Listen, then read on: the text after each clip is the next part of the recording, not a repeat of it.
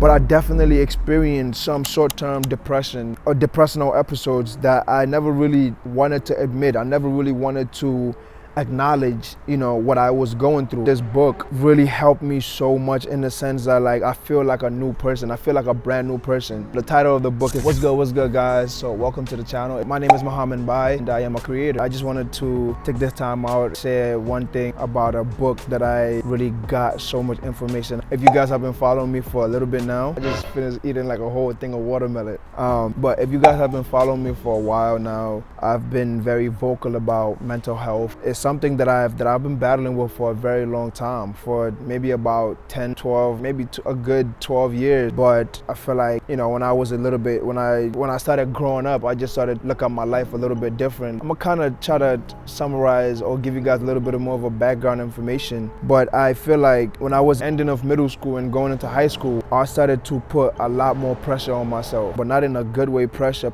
in a sense that I was constantly just being so, I was never satisfied, in the sense that I was never happy within myself. There was a part of me that felt like I was a failure. There was a part of me that felt like, scared for the future. And I feel like I've always just been very anxious, and I literally suffered a lot of anxiety in a sense that I would just randomly wake up in the morning, in the middle of the night, and I just spring up. But it was something that went on for a very long time, and I never could really understand it. I thought something was wrong with me, went to the doctors, to the hospital, but nobody or nothing, I couldn't really make sense of it. After doing a lot of research, I realized that I was suffering from derealization and depersonalization, which is basically the sense of you not being real. And if I can explain it in the best way, it's imagine you getting in an accident, right? And it's your body or your mind constantly once you about to endure something traumatic, your body kind of goes in that state because it feels like it needs to protect you from something. So it almost makes you, in a sense, almost like pain. You don't even feel pain as much as you would on a normal, regular basis. And that is, normal. Is something that is okay if you're feeling it for maybe about 30 seconds. But if you are constantly within that state, it's something that can drive your memory. It's so bad, you tend to forget things so fast. And it wasn't until I picked up this book called The Power of Now by Eckhart Tolle that really helped me so much, in the sense that I feel like a new person. I feel like a brand new person. I literally feel like I went through a period of rebirth, in the sense that the way that my mind works now is so much different than it did before. And I was suffering from a lot of anxiety, a lot of stress. I don't know if I said the title, but the title of the book is The Power of Now. And that is literally what it has helped me been able to do for me. And I've never really lived in the present moment. I've always just was thinking about the future. And I'm the type of person that I consider myself a high achiever, but there was just so many unnecessary struggles that I was going through. It's almost like I was constantly fighting a battle within myself, and that is very unhealthy. Rather than just accepting the things that I could change and letting go of the other things that I couldn't, I was just constantly just nagging and constantly in my head. And this went on for a very, very long time. And it wasn't until I read this book that I was finally able to really appreciate me for me. I was finally able to understand the ways to decipher from the present and the past, and I was constantly living in the past and living in the present, which does not exist. All you have is just now. The past is already gone. Tomorrow, you don't even know what's happening. And I feel like I would just constantly replay events in my head, and I would constantly be reliving moments, no matter how painful it was. But I identified with my struggle, and instead of looking at a problem just as it is, I would make it a lot bigger than it was. I wasn't doing this because I wanted to have sympathy for myself. I've always been a person that has been very receptive to just dealing with my own thing. But I felt like it got to the point where it just got a bit too much. For the first time in my life in about 10 to 12 years, I can honestly say that I feel like myself, and this is something that I've struggled with for such a long time, down to the point where my friends would tell you it was just bad when I was in college, having to feel like I had to study twice as hard as my classmates and still be able to retain half of the information. All of these things, I felt like if I would have read the book, I would have kind of been able to tackle that a lot more sooner. And then also another thing that this book has helped me a lot with is just not feeling like I have to control everything, letting things be, you know. And I feel like this can be something that's very difficult because I constantly have this feeling that like I have to control my destiny. It is true to an extent that I control the results that I get in life. It can get obsessive to the point where you feel like you have to control everything, because if you think about it, you actually are not in control of anything.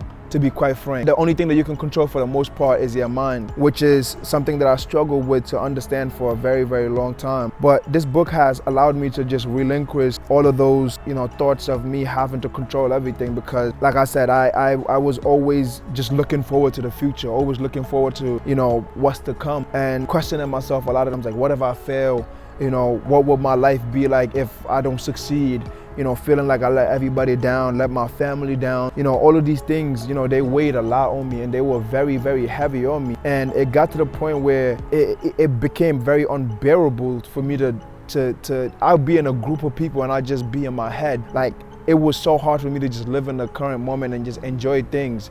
I never really wanted to accept anything, you know, mentally wrong with me, I feel like, for the most part. But I definitely experienced some short-term depressions or depressional episodes that I never really wanted to admit. I never really wanted to acknowledge, you know, what I was going through, because like I said, I'm the type of person I never really feel sorry for myself. I just, you know, roll with the punches as they come. This book has allowed me to really take a mental note of a lot of the things that I was doing that was very toxic and that was hurting me a lot. You know, having that negative self-talk is something that I've struggled with for a very long time, and what I've been able to realize is like, you know, just not identifying with my mind. And that's one of the things that I used to do a lot, identifying with my mind. And what this book will tell you is that if you identify with your mind, you are going to struggle, because sometimes you come across some ridiculous ideas, and you just should not identify with your mind at all, because you are not your mind.